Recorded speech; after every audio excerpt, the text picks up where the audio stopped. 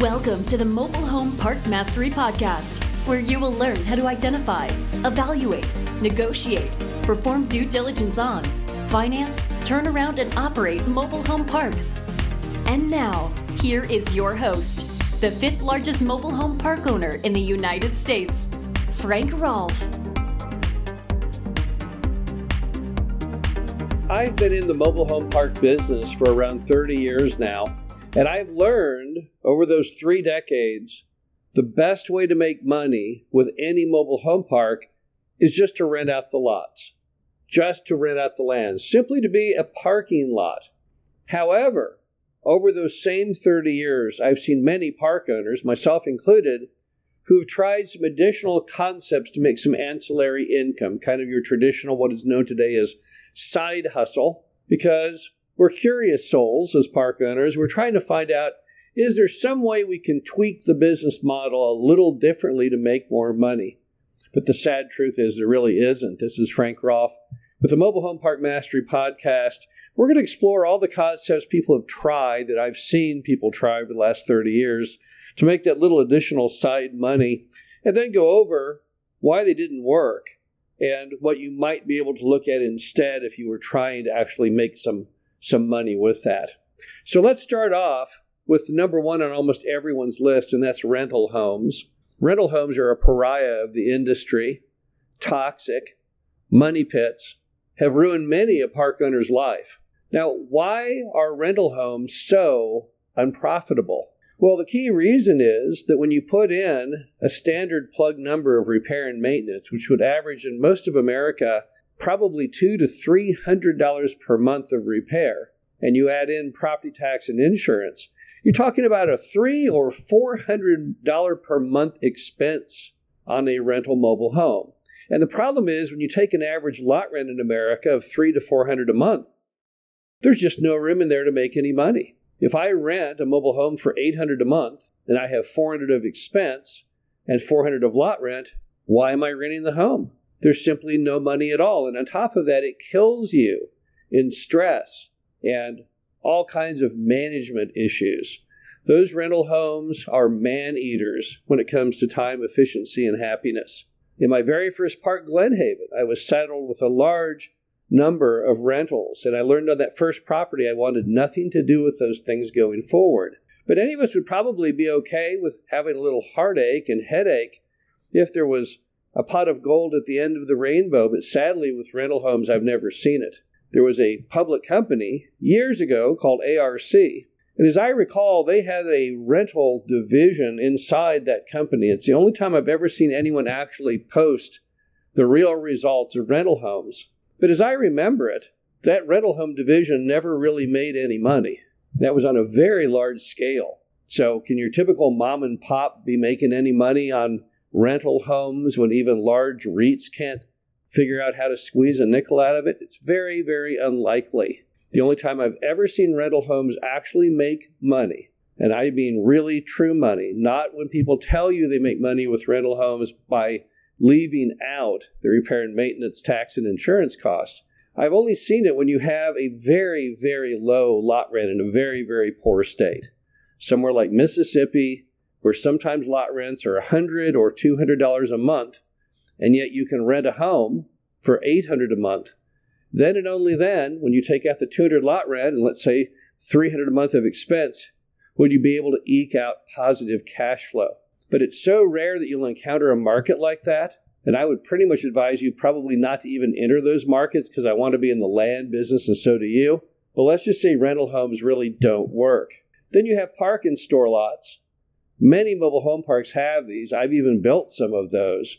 And the problem is you will never get enough customers paying your little paltry $50 a month or so that you'll charge for their park and store lot to ever make any economic sense of it.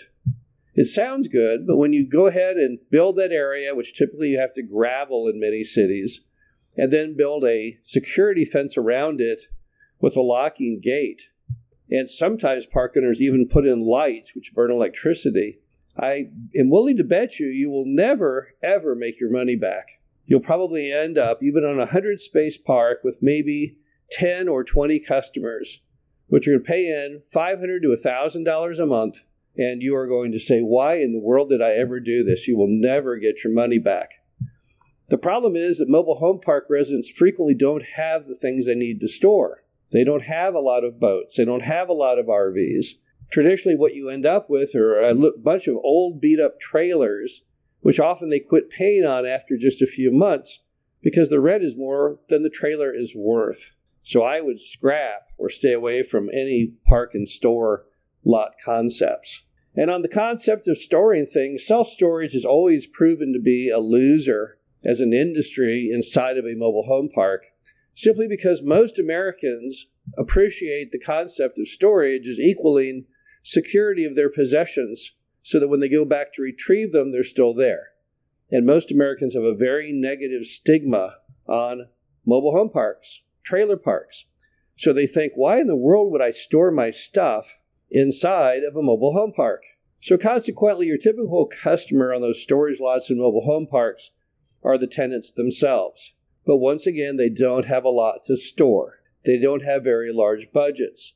So probably the best you'll get in monthly rent is going to be 50% of what they charge at a normal storage facility down the street, which is going to equate to probably $50 a month. And while it will give you revenue on that existing storage that came with the park when you bought it, it is in no way going to justify any cost in building new additional storage.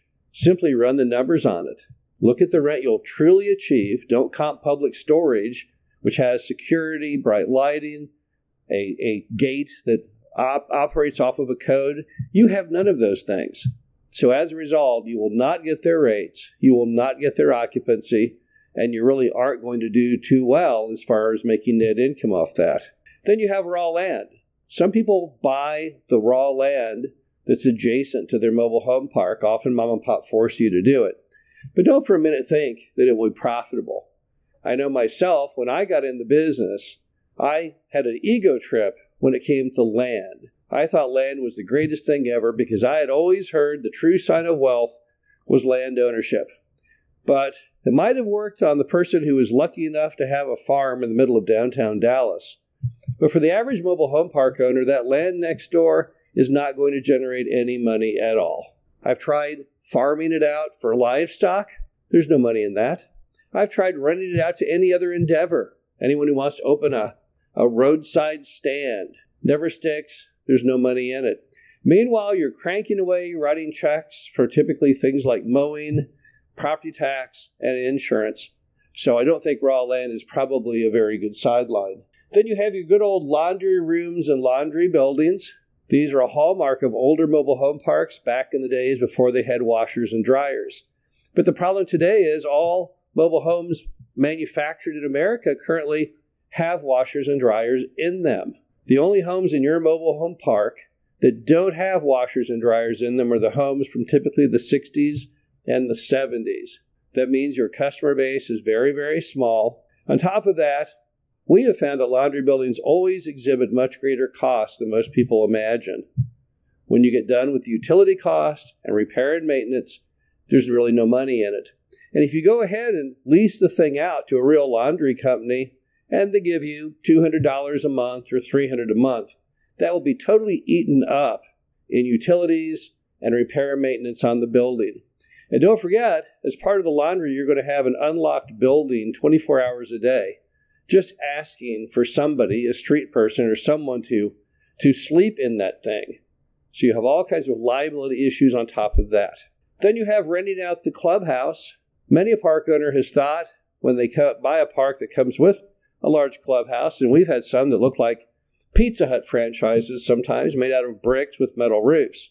They think that they can somehow make money with those, and the answer is you can't. I'm not sure there's a clubhouse in America that truly makes any money. You may on the onset say, well, I'll just rent that clubhouse out, once or twice a month for someone to hold a party or have a wedding shower. The truth is you're probably going to be renting the thing out more like once a quarter. And even then, you'll be lucky if you get $100 or $150 for it. And of course, the cost of the AC or the heat and the repair and maintenance is going to eat away any potential profit that you might have. So when you're running your pro forma and thinking, wait, there's got to be money in renting out the clubhouse, my sense is the answer is no. And then finally, you have the concept of expanding your mobile home park. This is one concept that can be very profitable. Whenever you buy a mobile home park, if there's land that is adjacent to the mobile home park that comes up for sale, if you can tie that up under contract and have it subject to zoning and get zoning for a mobile home park on it, you'll be a very smart individual to buy that land, because it will cost you probably around $20,000 to $25,000 a space to build the expansion. But a lot today in many mobile home parks is worth $70,000, even $100,000. It's really very hard not to make money with that concept. However, there are some asterisks you have to be aware of. If you're in an area that has very, very low lot rent, such as my example of Mississippi or sometimes Louisiana, where lot rents can be $100 or $200 a month, that's not going to support spending $25,000 to build the expansion. So that can be a real issue. Also, don't forget that if you build the expansion to fill the lots, you're going to have to bring in newer used homes to do so, get them ready and sell them off. And there will be additional cost in that and risk. But of everything we just mentioned, expanding your mobile home park, that is your absolute best avenue to making additional money, significant money. The bottom line to it all is stick with being a parking lot. That's where all the big money is. If you want to try things out, I'm not opposed to that. Sam Walton was a big believer in testing things, although he demanded it be scientific, where you actually saw what the real numbers would be.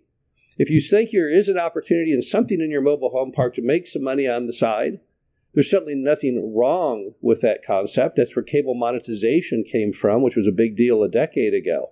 But just be aware that typically the odds are it's not going to work out for you, and you need to keep your eyes wide open and make sure that you're telling yourself the truth on the bottom line. This is Frank Rolfe from Mobile Home Park Mastery Podcast. Hope you enjoyed this. Talk to you again soon. Thank you for listening to the Mobile Home Park Mastery Podcast. Be sure to visit us at mhpmastery.com to subscribe to the show, read our show transcriptions, and access all of our great information on mobile home park investing.